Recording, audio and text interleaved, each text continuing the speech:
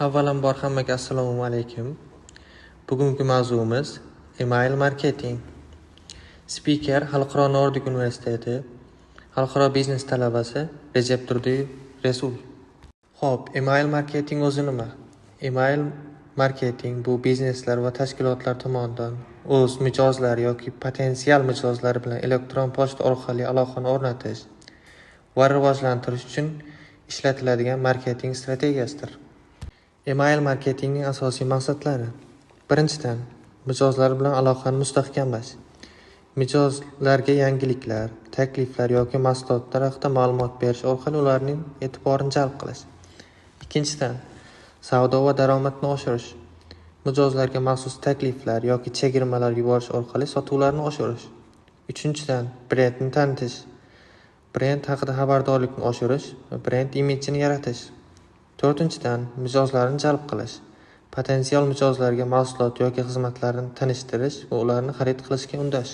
Email marketingning asosiy afzalliklari. Email marketingning asosiy afzalliklaridan biri bu uning narxi.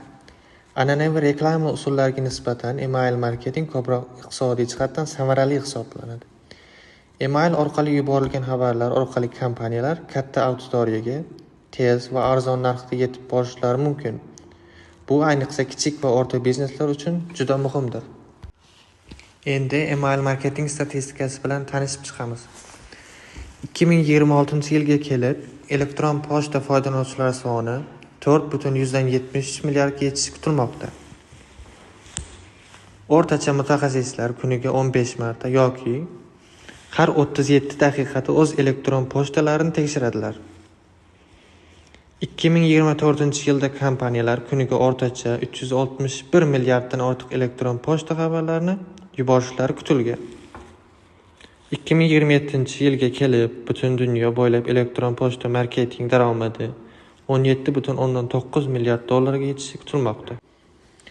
Umuman olganda, xulosa qilib aytganda, email marketingda shaxsiylashtirish, mijozlar bilan aloqalarni mustahkamlash, savdolarni oshirish va brend sadoqatini kuchaytirish uchun muhim vosita hisoblanadi. To'g'ri, shaxsiylashtirilgan xabarlar orqali kompaniyalar o'z mijozlari bilan yanada samarali va foydali aloqalar o'rnatishlari mumkin. Xo'p, bugungi mavzuimiz email marketing bo'ldi. Siz bilan Xalqaro Nordik Universiteti 3-kurs talabasi Recep Turdiyev Resul bo'ldi.